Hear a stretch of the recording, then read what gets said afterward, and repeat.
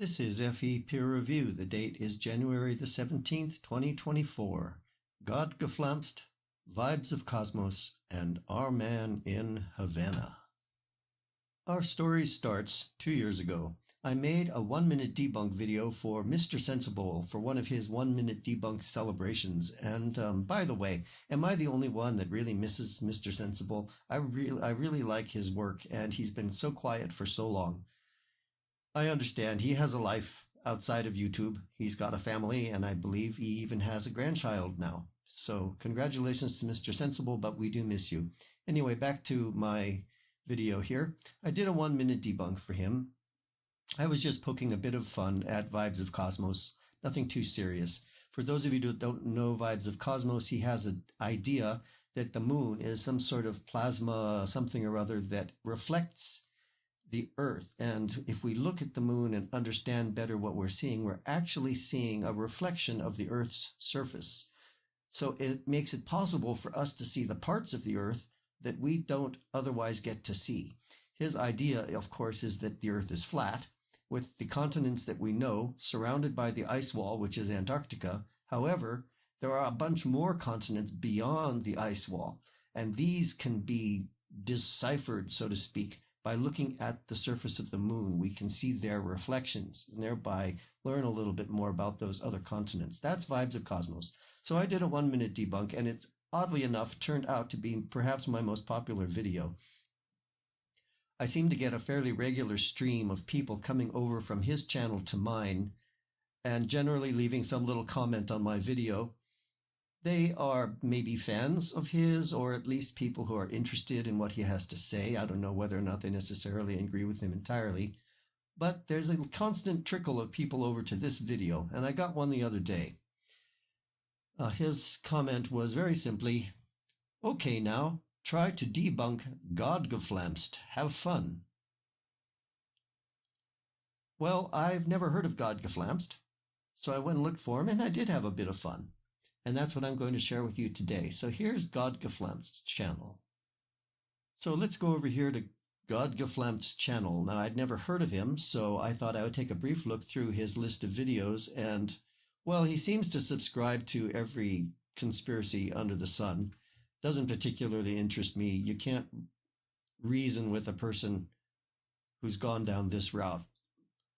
But I did find one video that has to do with Vibes of Cosmos and his idea. And I thought, well, that one I'm going to take a look at because it relates to my video. So it's this one down here at the bottom, number 10, Ice Age map confirming flat Earth.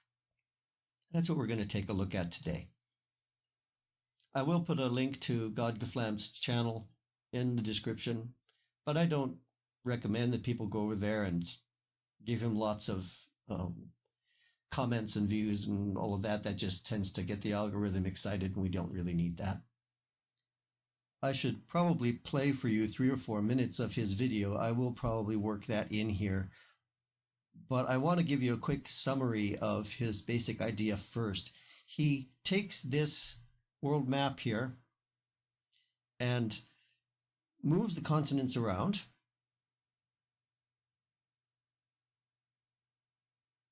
And then he relates this to the Vibes of Cosmos idea of the moon giving us a reflection of the Earth. He refers to a particular crater and then sort of orients Antarctica and various continents and all with this crater to give a reflection of the Earth as he believes it is being reflected on the surface of the moon. And then he builds on top of that yet another idea. He goes in search of some kind of ancient documents that might provide some light, that might shed some light on this view of the Earth. And he finds some early Islamic world maps that I believe were based on descriptions of the world from the Quran. This is an example of one of them, and of course the text on top was overlaid by other people, I don't know who. Some of these maps, like this one, do have Arabic. I'm unfortunately not in a position to get the Arabic translated. It would be interesting to see what it actually says in Arabic. Anyhow, he constructs an entire idea that this is a world map of all of our continents, and he ties that into the Ice Age, when things were connected by land bridges and ice bridges and so forth.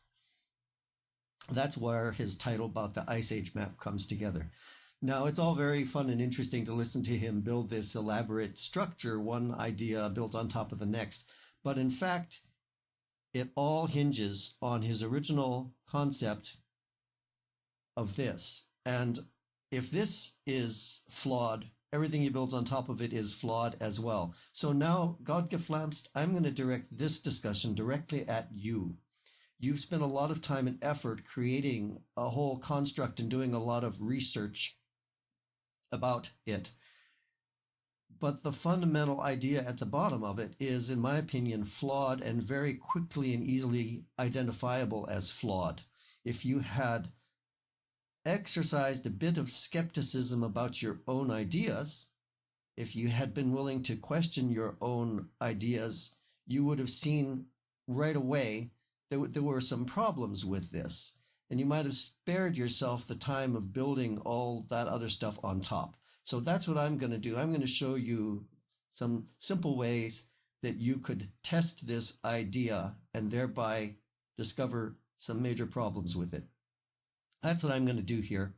And Godgevlamste, in the spirit of helpfulness, I'm suggesting that you might do this yourself in the future as you explore ideas. You get a bright idea you think has got some potential, try to figure out where it might be wrong, and then see if you can poke holes in it before spending a lot of time building elaborate theories on top of it.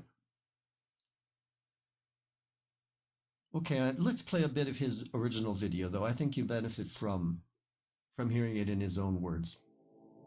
And our biggest problem is that we are looking for a Columbus map with ice, because we think that is the real map. So let's explain the Columbus hoax. You take the Columbus map and you create 4 points. Let's make it easy. 2 B's from Brussels to Boston, and 2 C's from California to China. So let's change the New World Map into the Old World Map. You flip the Americas horizontally and put it under Eurasia. Now you make a circle. You sail from Brussels to Boston and from California to China. This system is surrounded by an ice wall. So now you sail east from Europe to India.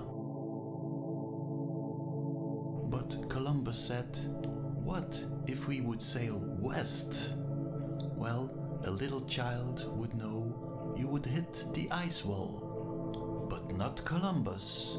No, because Columbus had some powerful friends.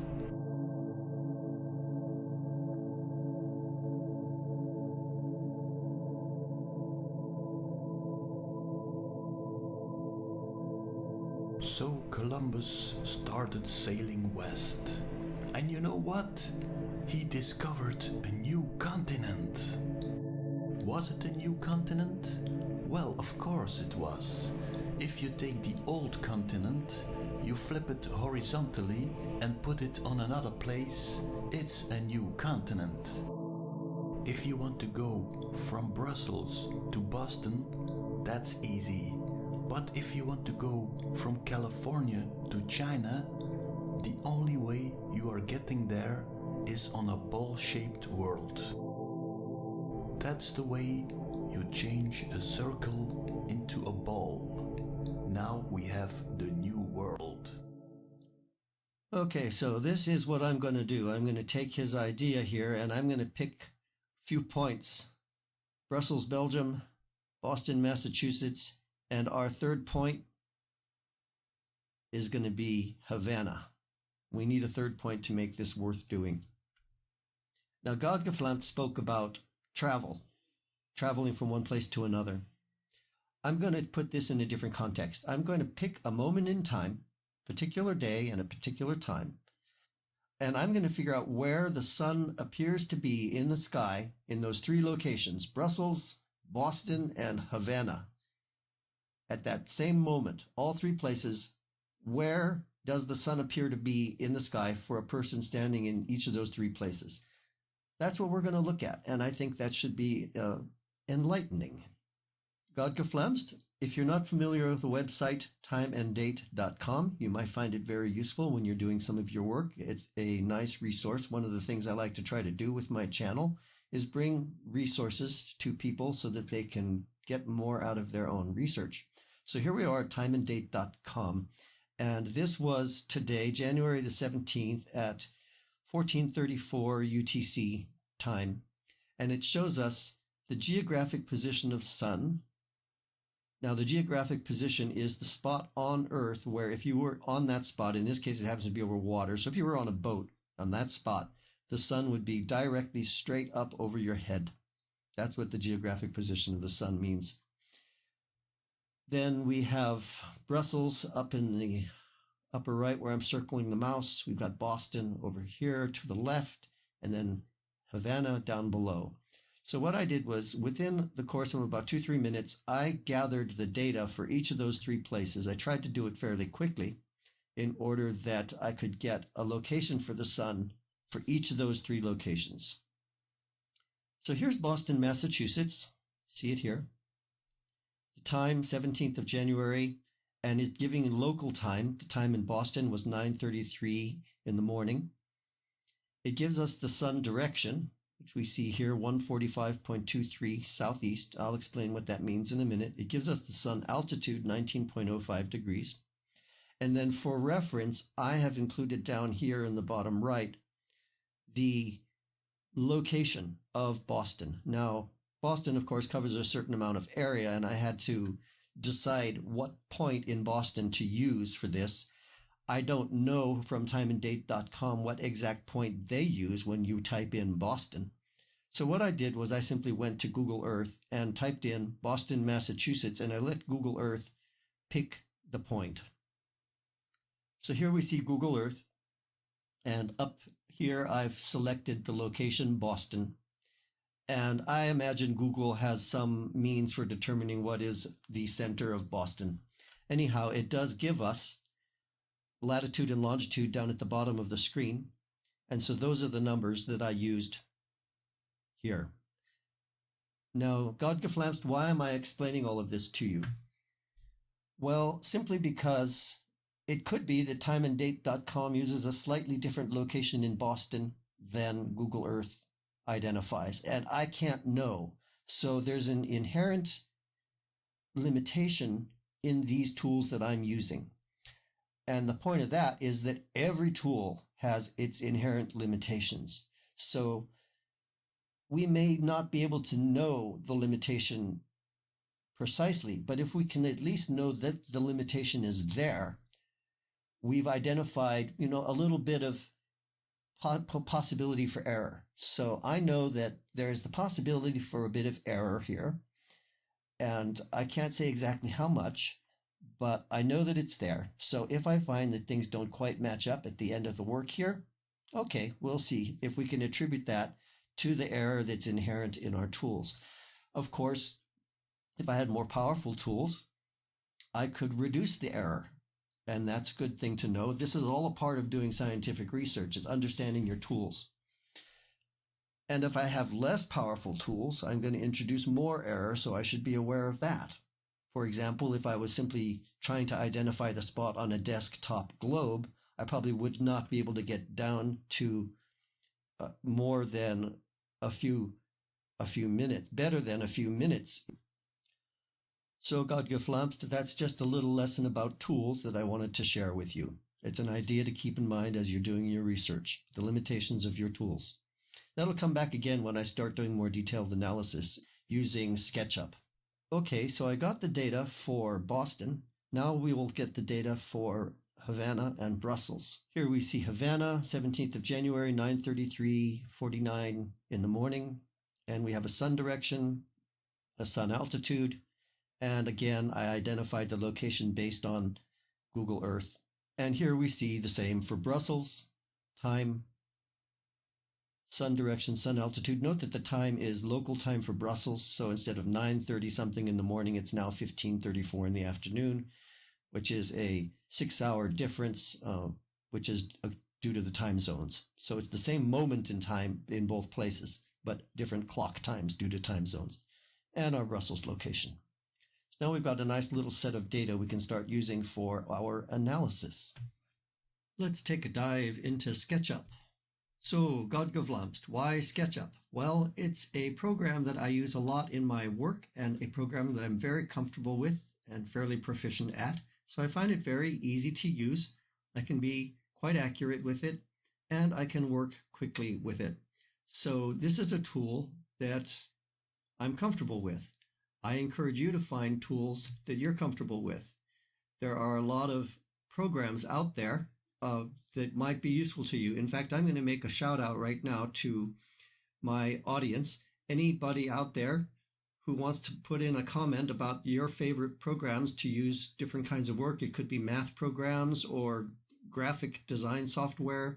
There are even good free packages out there. Do leave that information in a comment. But like I said, this is the one I know, so this is the one I'm going to use.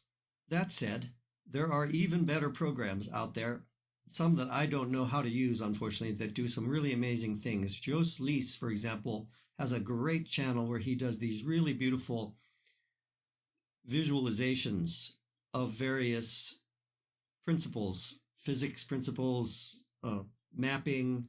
We're seeing one here. I'm just letting it run in the background while I talk. So this is beyond me at this point. He can make really beautiful stuff. So I would encourage you to go Godgevlamste to find the tools that work best for you and get good at them, and look for some new tools to expand, grow. Look in the comments and see if anybody's left any suggestions. Okay, back to work here. I have made a little table that summarizes for each city its latitude, its longitude, the altitude of the sun observation, and the azimuth of the sun observation. We're going to be referring back to this, and now we're going to go back over to SketchUp, and I'll show you this little model I've been constructing. For a start, I thought one way to go about this was I've got our sphere over here, and I made a kind of a place mark, which will be placed at each city, and it consists, we'll look at this one here, consists of a line, which is the radius of the Earth. That's this line here, highlighted in blue. So I can put the bottom of that line at the center point of the sphere, and the top of the line, which is also the center of this square, will be touching the surface of the sphere, and that is going to mark our location for the city. And then that square, right now I'm showing a red arrow pointing north, and what we're going to do is we're going to rotate that red arrow according to the azimuth and the altitude of the sun observation. So I already made the Brussels and Boston place marks here, with the arrow adjusted according to our data. So I'm going to do the Havana place mark now. And all I have to do here is rotate that arrow twice. I just wanted to say, I wanted to save a little time by doing some of this off camera, but I wanted you to see the process. So we're going to rotate this arrow by altitude and azimuth. For Havana, altitude is 2701 and the azimuth is 130.55. So I've selected the rotate tool. I'm clicking my center point of rotation. A second point for indicating where I'm starting, and then finally the third point will be 2701 degrees up, 27.01. And if you look in the bottom right corner of the screen, you'll see it says angle 2701. Enter. Okay, that gives me the altitude, and the azimuth is 130.55. So again, we're going to rotate about the center point right there. We're going to be rotating 130.55 degrees. I've just typed it in the bottom right corner of the screen. Enter. Okay, so Our man in Havana, he is standing at this crossroads here, and he's looking up at the sun, and that's the direction he's looking. Now we have to place this place mark onto our sphere and then put it in the correct position for Havana. So I'm going to start, since we have our measurements are in terms of latitude and longitude, I'm going to start by putting our place mark with its tip at the bottom, right at the center of the sphere. I'm going to rotate it down so that the point of the arrow, the starting point of the arrow is right at our 0, 0, our Greenwich meridian and our equator.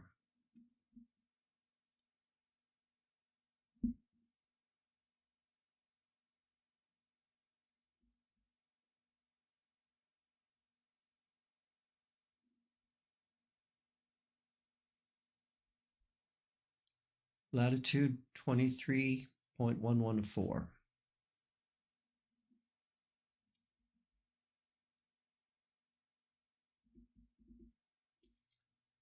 Longitude 82.367 west.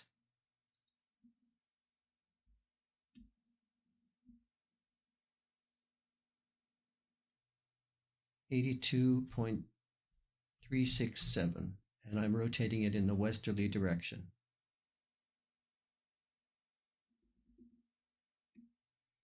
Okay, so that's the process. Those are the steps for creating our little monument and getting the sun angle on it and then putting it on our sphere in the correct location. So now we have a full 3D construction that accounts for both the latitude and longitude of our location on the sphere and the altitude and azimuth of the sun observation. And as you recall, all three people are looking at the same moment in time. The clock times are different because they're in different time zones. But as I rotate this thing, I think you may be noticing, let's get these guys out of the way just so that they're not in our field of view. We don't need them anymore, but I don't want to erase them yet. Check out those red arrows. They're all pointing the same way.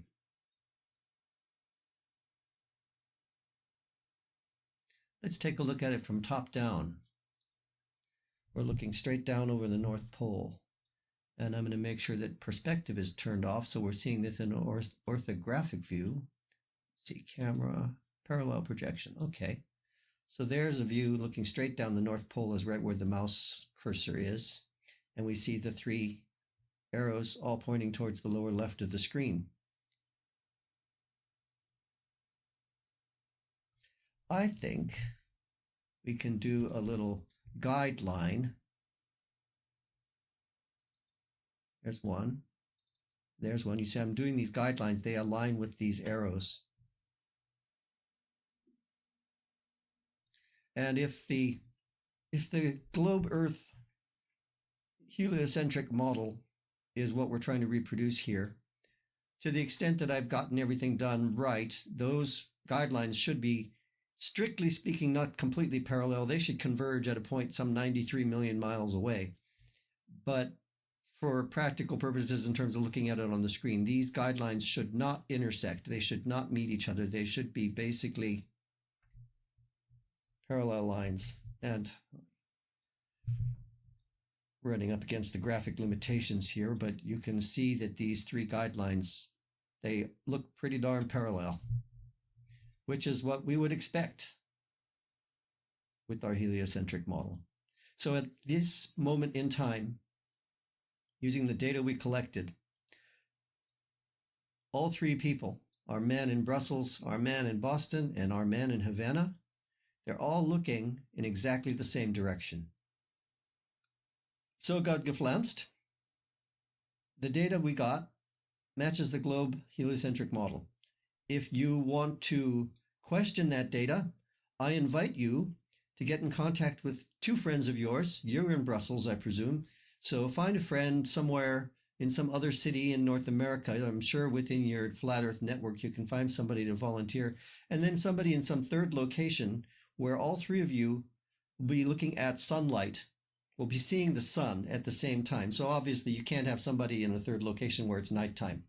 But it could be Havana, it could be Brazil, it could be South Africa. One of those flat earthers is from South Africa. And the three of you get together and pick a time that you're all three available. Then you can do some kind of a Zoom call or something where you're all three communicating with each other, and you take your measurements all at the same time. You do the best possible job you can of measuring altitude and azimuth. And then you share your data with each other, and you check it out on a flat Earth, and you check it out on a sphere, and you see which one seems to work better. We've seen how it works on a sphere. So I'm going to go ahead and I'm going to drop this onto a flat Earth map just out of curiosity to see what we get from that. I'll come back in a few minutes. Okay, we are back here now. I have made a flat plane, and I have taken a screenshot from Godgevlamste's video and imposed that image on the flat plane to use as our flat Earth map. So Godgevlamste, if you're not convinced this is the correct flat Earth map, that's fine. Send me one that you're convinced is correct, and I will do this again. I would also encourage you to do the same exercise. Remember, I'm making this as a suggestion to you for a way for you to further your own research. I'm not trying to do your work for you. Anyway, I've also put my Boston and Brussels place marks on here already to save a bit of time. So we've got Brussels up here. You can see the base of the arrow is right down there at the center of the B. As close as I can estimate to the location of Brussels on that image. And then the same from Boston. There's Boston right there where the mouse is. And now I'm going to show you how I did it when I do Havana. So I'm going to make a copy of my Havana place mark, grab it and move it over here. And I think I'll just move it straight down so that it's at the plane. And then I should be able to just drag it over to a point that's approximately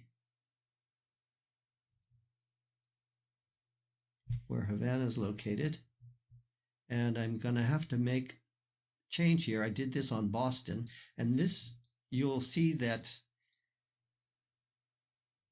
I have to actually do a mirror image of it, because when you moved your continents down and flipped them, west became east and east became west. So if we go back and look at our data, our man in Havana, he's looking in a southeasterly direction. The azimuth of the sun is 130.55, so less than 180. So he's looking in a southeasterly direction. It's not yet noon. The sun has not reached the high point of in the sky. So, and as you can see, the way the arrow is positioned, it's pointing in the southwest. Person in Havana looking towards Mexico would be looking towards the southwest. We need him looking in the southeast. So we can very simply make a mirror image of this.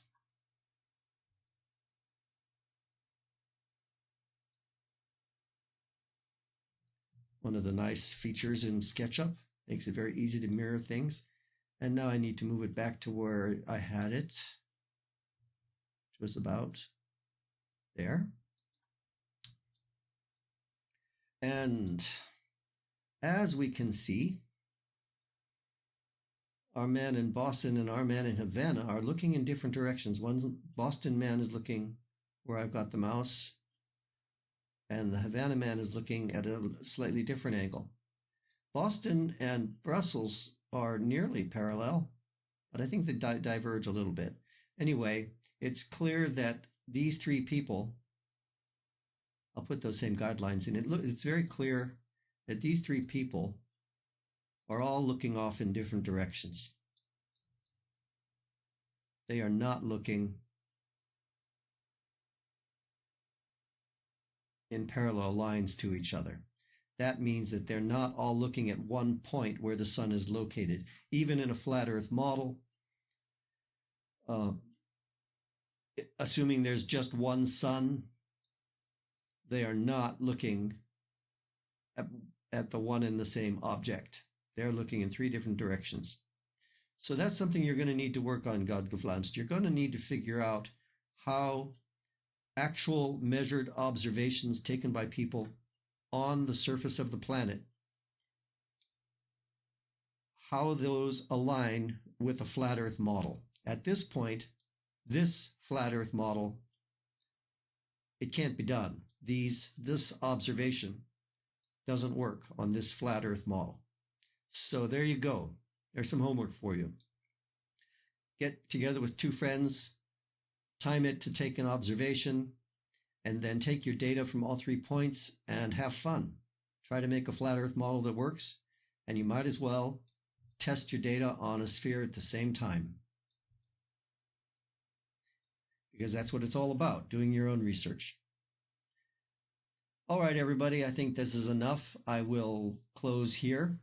If you enjoyed this, please remember to give the video a like. And if you haven't subscribed, new subscribers are always welcome. I'd love to hear your comments and suggestions. And if you know of good software that would be useful to Godgevlamste in his research, please do make a mention of it in a comment. Thank you. Have a great day. Bye-bye. And our biggest problem is that we are looking for a Columbus map with ice, because we think that is the real map.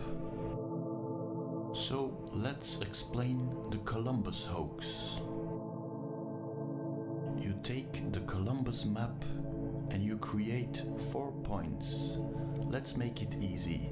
2 B's from Brussels to Boston and 2 C's from California to China. So let's change the New World map into the Old World map. You flip the Americas horizontally and put it under Eurasia. Now you make a circle. You sail from Brussels to Boston and from California to China. This system is surrounded by an ice wall. So now you sail east from Europe to India. But Columbus said, what if we would sail west? Well, a little child would know you would hit the ice wall. But not Columbus. No, because Columbus had some powerful friends.